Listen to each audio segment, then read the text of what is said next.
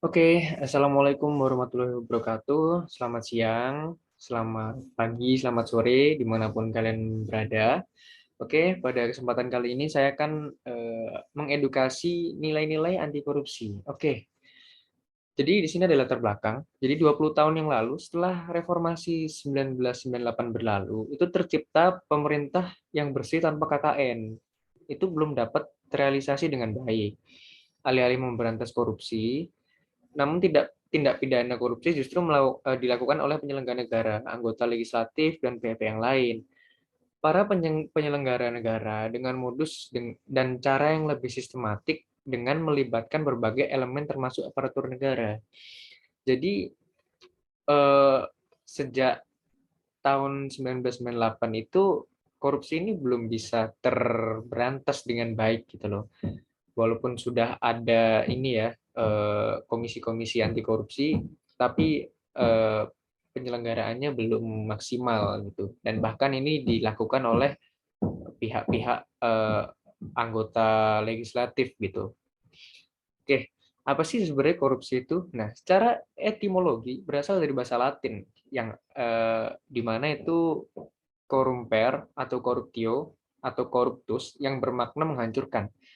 Dan secara terminologi, korupsi itu artinya menerima uang sogok, menyelewengkan uang atau barang milik perusahaan atau negara, menerima uang dengan menggunakan jabatan untuk kepentingan pribadi. Korupsi adalah tindakan penyalahgunaan kekuasaan untuk kepentingan pribadi yang dapat merugikan orang lain ataupun menghancurkan negara. Orang yang melakukan korupsi disebut koruptor. Nah, jadi begitu. Oke, selanjutnya ada faktor-faktor korupsi. Nah, faktor internal itu adanya aspek perilaku individu, sifat tamak manusia, moral yang kurang menghadapi godaan, gaya hidup konsumtif, dan nggak mau kerja atau malas-malasan. Dan juga dari aspek sosialnya, seperti kayak melihat orang gaya-gayaan, lalu kita kepengen, kita nggak bisa menghadapi godaan gitu. Oke, yang kedua ada faktor eksternal. Jadi faktor eksternal ini kita dapat menganalisis bahwa ada aspek sikap masyarakat terhadap korupsi yang kayak mungkin kayak Allah korupsi itu udah membudaya di Indonesia, kayak mewajarkan hal korupsi tersebut. Kayak dari aspek ekonomi, aspek politik, dan juga aspek organisasi. Oke, lalu apa sih dampaknya korupsi ini terhadap kita dan negara kita? Yang pertama adalah terhadap tatanan perekonomian makro, mikro. Nah, yang pertama itu menurunnya kualitas taraf hidup rakyat. Yang kedua, sulitnya masyarakat memperoleh pendapatan ekonomi. Yang ketiga, meningginya pola pengeluaran masyarakat. Yang keempat, tingkat kesehatan masyarakat semakin buruk. Dan lima, menurunnya kinerja sektor produksi dan distribusi serta industri. Nah, apa sih yang dimaksud dengan menurunnya kualitas taraf hidup itu? Jadi kan kita ini membayar pajak ya kepada pemerintah, namun eh, tidak kita ketahui dikorupsi sehingga apa yang kita bayarkan itu tidak kita dapatkan kembali begitu. Jadi feedback yang kita dapatkan itu tidak maksimal atau bahkan tidak ada karena dikorupsi oleh para pemerintah. Oke, dampak korupsi pada tatanan perekonomian makro. Yang pertama, merosotnya pertumbuhan ekonomi nasional. Yang kedua, semakin tingginya tingkat inflasi. Yang ketiga, semakin rendahnya kinerja investasi nasional. Dan yang keempat, nilai tukar mata uang rupiah itu merosot. Dan yang kelima, rendahnya kinerja perbankan nasional. Oke, di sini kita akan mengenal anti korupsi dan pendidikan anti korupsi. Apa sih anti korupsi itu? Nah, anti korupsi sendiri itu berarti semua tindakan yang melawan, memberantas, menentang, dan juga mencegah korupsi.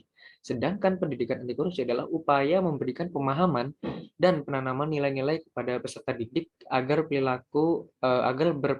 berperilaku anti korupsi. Oke. Nah, di sini saya akan mengenalkan 9 nilai integritas menurut KPK ya. Dan ini bernilai anti korupsi. Yang pertama itu ada jujur.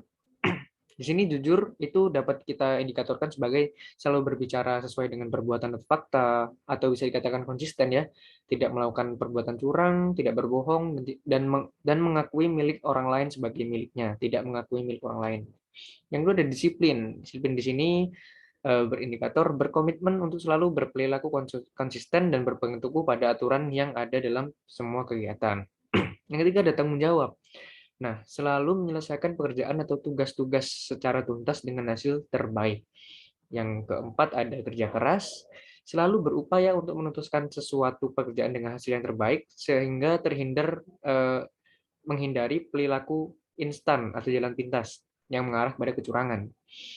Yang kelima ada sederhana, selalu berpenampilan apa adanya, tidak berlebihan dan tidak pamer dan riak. Yang keenam ada mandiri, selalu menuntaskan pekerjaan tanpa mengandalkan bantuan orang lain, tidak menyuruh-nyuruh atau menggunakan wewenangnya untuk menyuruh orang lain. Yang ketujuh ada adil, yaitu selalu menghargai perbedaan, tidak pilih kasih, dan tidak tumpang tindih gitulah. Dan yang ketujuh, yang ke-8 ya, sorry, itu ada berani. Itu berani untuk jujur, berani menolak ajakan untuk berbuat curang, berani melaporkan adanya kecurangan, dan juga berani mengakui kesalahan. Dan yang terakhir, yaitu yang ke-9, peduli. Peduli ini yang dimaksudkan adalah menjaga diri dan lingkungan agar tetap konsisten dengan aturan yang berlaku. Dan juga selalu berusaha untuk menjadi teladan dalam menegakkan disiplin, kejujuran, dan juga tanggung jawab bersama. Oke, mungkin hanya itu yang dapat saya sampaikan, kurang lebihnya saya mohon maaf, dan tetap pada nilai-nilai anti korupsi. Oke, siap untuk melawan.